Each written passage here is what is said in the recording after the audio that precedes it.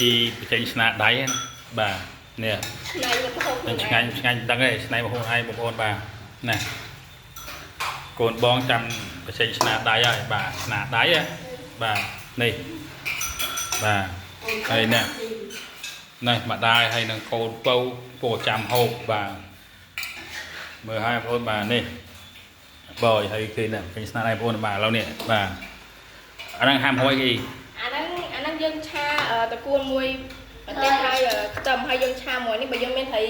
ឡាប់យ៉ាដាក់ក្បាលនេះត្រីឡាប់យ៉ាក្រហមណានេះត្រីឡាប់យ៉ាគេចាំយូរពេកម៉ាក់គាត់យកទៅជក់មកហ្នឹងឥឡូវនេះខ្ញុំមិនដឹងឆាស្អីទេបាទមិនឆាស្អីទេបាទនេះបងប្អូនជួយដាក់ឈ្មោះមុខម្ហូបផងបាទអីគេធ្វើតែមិនដឹងឆាស្អីទេបាទ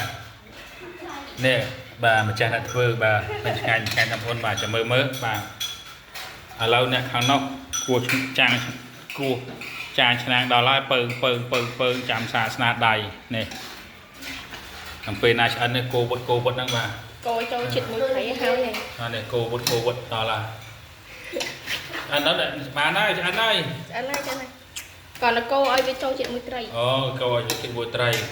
ណាម៉ាច់ទេអានេះចូលជាតិងាប់ហើយនោះបានលេងហ្នឹងទេឆ្អិនណាស់បាទ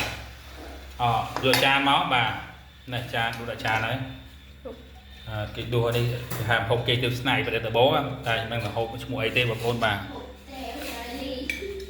បងប្អូនដឹងជួយបាច់ឲ្យឈ្មោះផងបាទឲ្យឈ្មោះហូបអីព្រោះស្នាដៃដបងអញ្ចឹងបងប្អូនបាទរៀងយូរទៀតថតយូរទៀតបងបាទព្រោះស្នាដៃហៅថា IQ ខ្ពស់ IQ ថ្មីបងប្អូនបាទថា idea កំណត់ idea ថ្មីខ្លួនឯងឡើងយកតតាបងប្អូនអើយបាទហើយសំជាមួយតកួននឹងទៀតវាមើលទៅរៀងតំណងដែរប៉ុន្តែចាំមើលអ្នកហូបអ្នកភ្លក់ឲ្យស្នាដៃមិនទៅចាំមើលបាទប៉ុណ្្នឹងសិនបានហើយបើច្រើនពេកមើលសួរឲ្យស្នាដៃណែសាមើលសាមើលអ្នកហូបសួរអ្នកម្ដាយគេមុនណាបងប្អូនបាទឥឡូវចាប់ដាំដុះ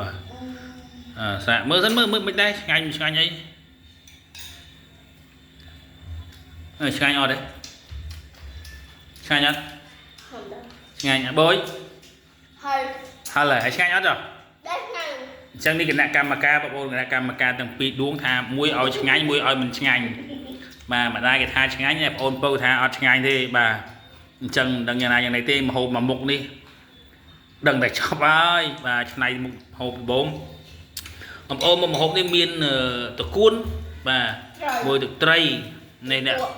អ្នកគេមានគំនិតឆ្នៃប្រឌិតអ្នកមហូបថ្មីអ្នកឲ្យបន្ទុកបាទហើយអ្នកម្ដាយគេថាឆ្ងាញ់បែរមកគេថាឆ្ងាញ់បាទឥឡូវសារឲ្យបងប្អូនបាទចាំមើលមកទៀតបងប្អូនណា